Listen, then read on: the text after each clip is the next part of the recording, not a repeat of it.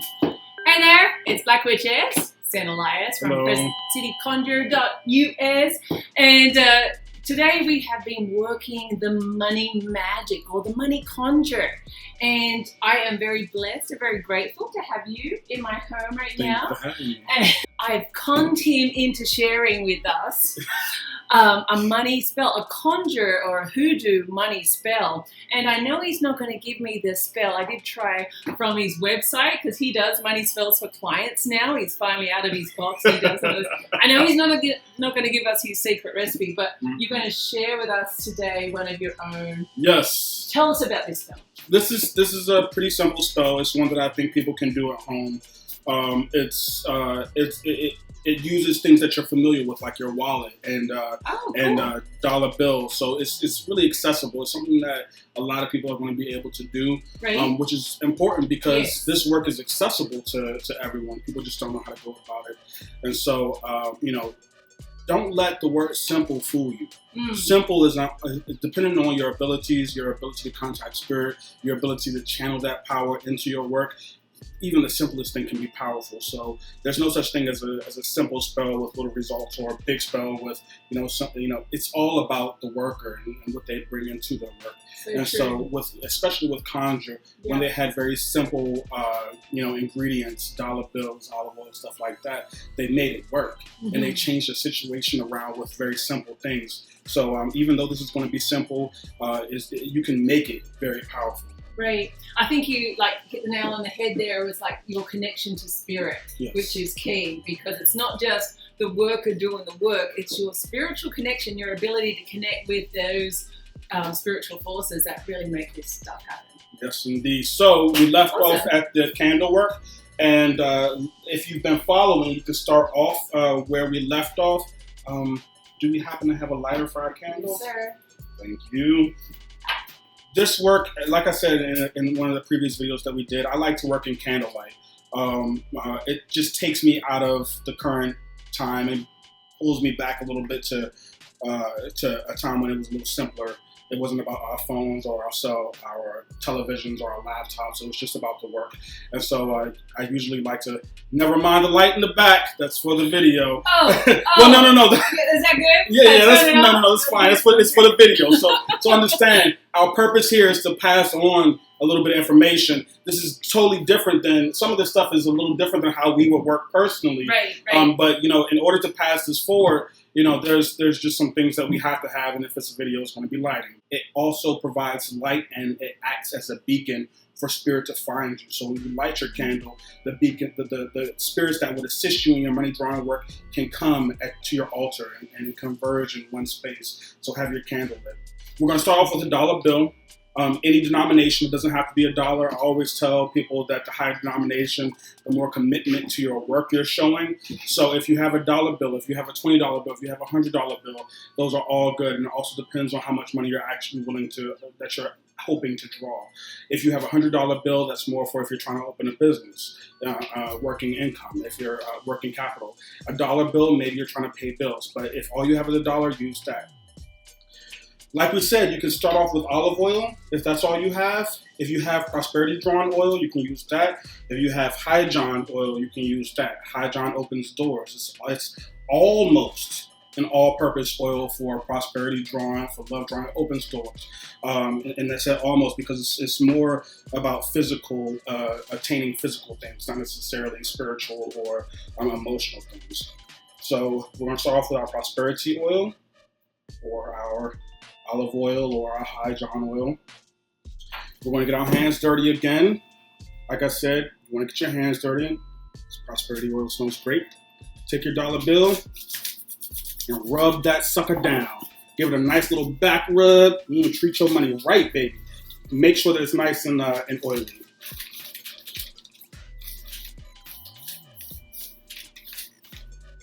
Make sure your dollar bill is nice and oily. And when you're done with that, you want to take a pen or a pencil. In this case, I have a marker. But anything that's going to write And you're going to put your name and your date of birth on the bill in very big letters, or whoever you're working for. This could be a gift for someone else. If you have a client and you're sending them a gree hand, or if you're sending them something they can use in their personal work, then you want to write their name and date of birth on it. So I would write Sen Elias, big writing, date of birth. Yep. And then I would take my money mixture, the same thing that we used on our candles. So if you decide to make a money mixture, or if you go to a store that sells it, and make sure you save it. You don't want to use it all in one working, because you can split it up and use it in separate workings. So you take your dollar bill. You might want to start off by folding it like so.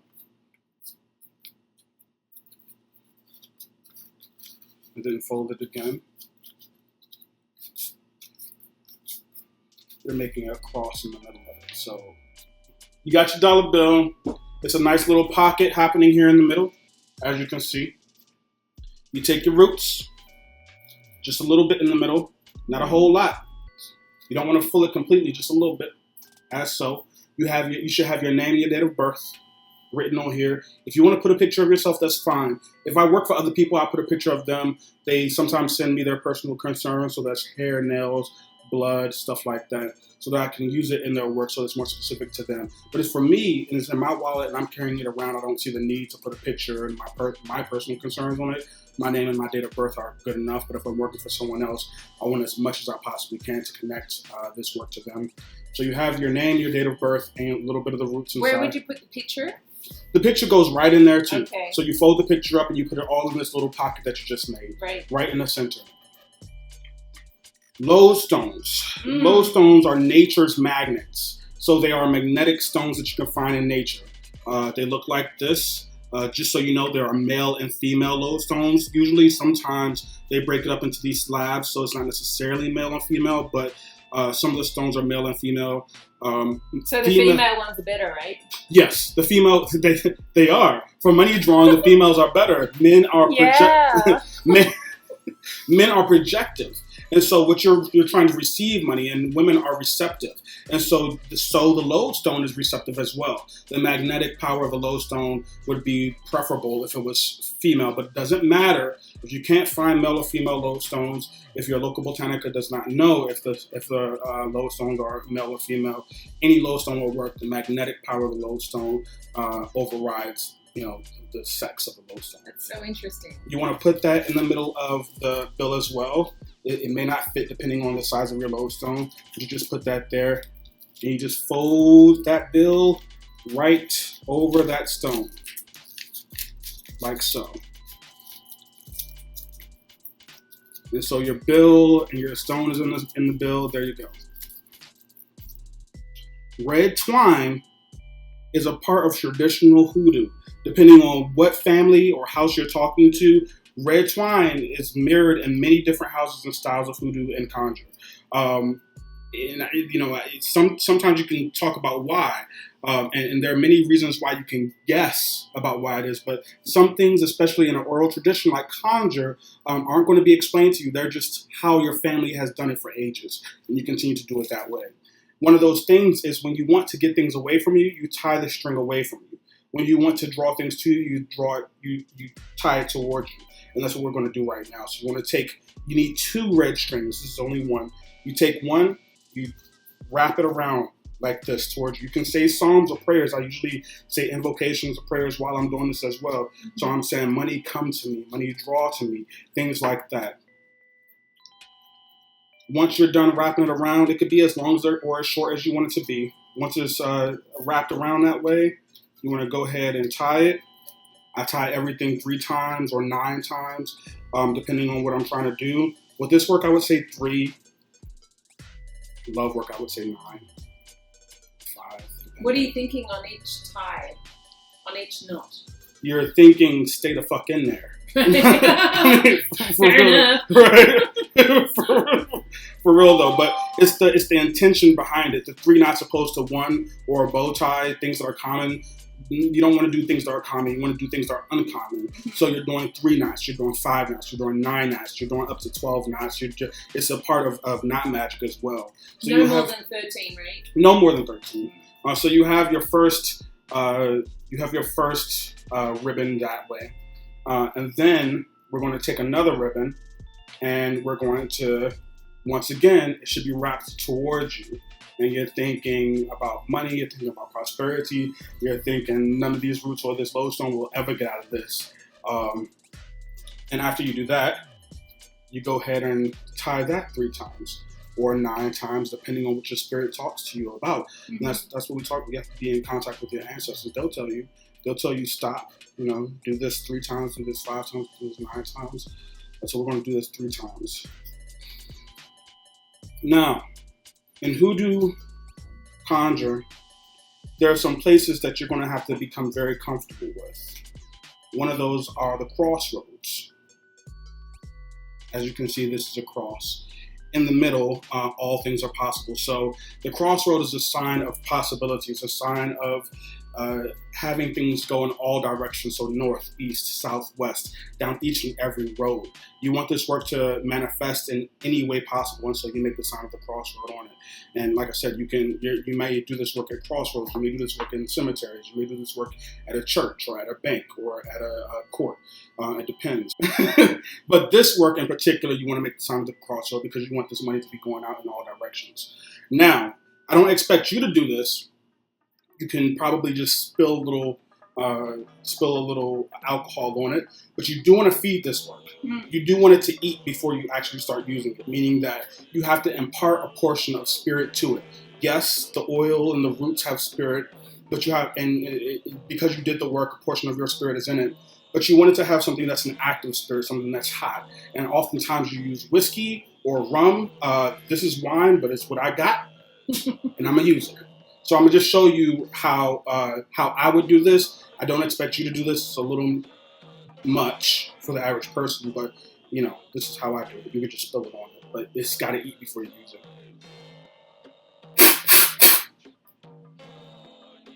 Bless you. And oftentimes you also give it tobacco. So you would use a cigar or a cigarette. Both of them have tobacco. Cigarettes are a little impure, but if that's all you got, you use that. Flip the cigar around, blow it onto the packet. This package goes into your wallet, and it stays with you everywhere. You want to make sure your wallet is in your left pocket. And I'm sure it looks like my right pocket on the video. This is my left pocket, left buttocks. You don't sit on your wallet, though. You do not sit on your wallet. You don't sit on your money. And so when you sit down, you want to put it on your front pocket. But always be mindful of where this is. None of this is mundane. After you do this work, nothing is mundane anymore. You want to this is highly important after that. So when you take your wallet out of your pocket, you can put your wallet... He's throwing your money right now. He's got so much, it's all over the place. So even when I have work in my wallet like this, my wallet stays on my altar.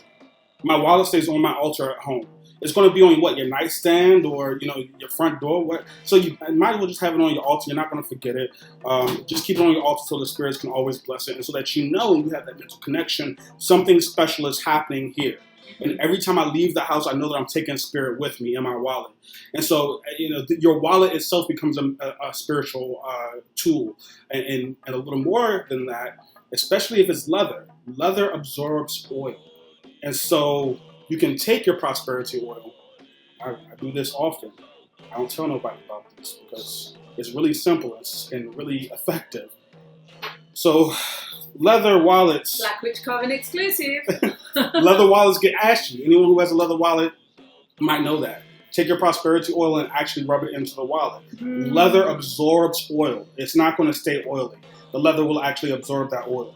And I do this probably once a month, or whenever I, have work in my wallet. I'll also rub my wallet down in oil. The bank loves me. They love how my money smells. every time I deposit it, smells good. It smells good, and they're like, "What the hell is happening here?" You don't want no, just deposit it. Yeah. So this is another little trick that you can use. Rub your leather wallet down in oil. I don't know how oil affects other wallets, so I wouldn't recommend it. but you can. It is good for buy leather. a different wallet. You know what? Buy a damn leather wallet. Yeah, if you want money, buy a leather wallet. Yeah, I mean, maybe if you do this a couple of times, you'll be able to go out and buy a leather wallet. Save up. So don't get takeout. But these are the little things. These are the little things that assist in your work. Yeah. The spells, they're big, huge rituals and spells you can do, but the little things build up to the bigger things. Right. That is awesome. Okay, so questions. Yes. Questions. Females, we don't carry our wallets in our back pockets. Well, most of us don't anyways. We normally have little handbags. Yes. And I know for myself, I've got like a little larger purse. So where does a female carry this lodestone work? She could carry it in a wallet, but it's not physically on her person. Where can she keep it for this spell to be effective? You keep it. So two options for a female. You can treat your purse as a wallet. So you keep your purse on your left side at all times to receive money. So left side is the key. Left side is an important part of it to receive. So you're telling you want to think of it as a code. You want to think of it as a code to spirit. And so everything is saying, this is what I want. And since spirit doesn't speak English, you can't just, you do communicate in words, but you communicate in symbols, and actions are more important as well. So how are you being conscious of what you're asking for? You're consciously keeping on your left side to receive. Right. And so that's how that works. Okay. You can keep your purse there. You can wipe your purse down in prosperity oil. And if you aren't carrying your purse, you can put it in your pocket, your left pocket. Gotcha. And I've actually had women actually ask me if I put my purse down, does that affect the work? No, your purse is still with you. You just want to keep it in your vicinity as often as possible. It doesn't have to be on your person 24/7. Especially if you're a woman, you got to take your purse off, put it on. Don't worry about that. As long as you have it on it, as long as you're conscious, as long as you're treating it like a magical item. Meaning that you're always aware of it. You're not just going to leave your purse la-di-da. If you do leave your purse la-di-da, if you feel safe enough to do that, you do not do that during the work. During the work, you're always on top of it. And it's not because you're thinking it's going to steal your purse. It's because that item in there is more important than the money in there, because it has the potential to bring you so much more money. You have to truly believe that when you're going into this work, or you're going to make some rookie mistakes that you don't want to make. So true. So you're going out from the mundane into the magical. And as soon as you hit the magical, you turn some object into the magical. You've got to really respect that. And that is great advice. Keep it on your left-hand side, because this is your receiving side. So even if you're female, you've got no reason not to actually take advantage of this spell. Yes. If you can't do this work, I know you do a different style of money spell. However, if someone wants to do a money spell, do you do money spells, don't you? Oh yes. So, yes. Would this be something you could do for someone if they specifically wanted this style? If you came to me, I wouldn't do this work. This work is for, it's for slow incremental increase in income. Okay. What I would do is a lot more intense. It's a lot more involved, and it's for major, almost 180 change in your income flow. Good to know. And so if you're struggling, I was there. Yeah, I just got to be honest. For sure. I was there. I was struggling, Mm-hmm. And so this work has proven true for me. Yeah. And I like what you say about 3 different tiers of money drawing work. You start off just trying to pay your bills, right. And then once you can pay your bills on a consistent basis, then you go into maintenance. Right. Just you could pay your good, and then you go from there to really building long-term wealth. And this work that I share with you is more of a trying to pay your bills work. It's more of a step one. Yes, it's more step one. Right. When you come to me, I'm talking about we're going to go through the steps, right. And the work that I do is to get you up there. Yeah, we're going there. So right. I think that's important, like a difference between actually working with a witch and working with a conjurman, because it's like going to a doctor. It You know what I is. mean? It is. Even though, like, sure, I do that. I'm more of a, conjurement is like a doctor, and so generally, and I could be speaking out of turn here, it's you find your doctor and you work with your doctor for life. I have clients that call me doc, right, and it's because the average client that comes to me hasn't put in the amount of work, time, effort into learning this craft, into really crafting this craft and becoming. It takes a long time. It does, becoming proficient at it. And so, they lose their way. You'll do a work for them, or you'll give them something to do, and they'll say, oh, I ran into this hurdle along the way. You have to guide them back to where they're supposed to be, and you have to you have to teach them the physical actions to manifest their work, right, and the spiritual. I mean, they're not separate at all. So you both have to be in line in order for you to find success in your magical work. right. If your physical actions aren't lining up with your spiritual, you're not going to find success. You can't keep talking and thinking in poverty and need and doing money work. How does that work? Right. You got to claim it. You have to claim it, and you have to walk it. Meaning that if you're looking for money and to increase your income, you got to be bad when you leave the house. You got to be bad. Your purse, your wallet, you got your lodestone in it. You good. That's you right. got your work in there. You're good. Yeah. And sometimes when people aren't used to that way of thinking, they need someone like a doctor or a guidance to help them change their mentality. Slap you around a little bit. Yeah. But it's that's true. Mm-hmm. Conjure and Hoodoo is very much guidance, and witchcraft is guidance in a different way. Right. I think. Yeah. Right. Absolutely. Well, thank you, Doctor. Oh. So happy to have you here. Thank you so much you. for sharing that. That is really awesome, and there's no excuse why everyone out there can't actually do that and have a magical item on you 24/7 every time you leave the house, no matter what stage you're at. Okay? So thank you, brother. Thank you. Okay, see you next video. Bye.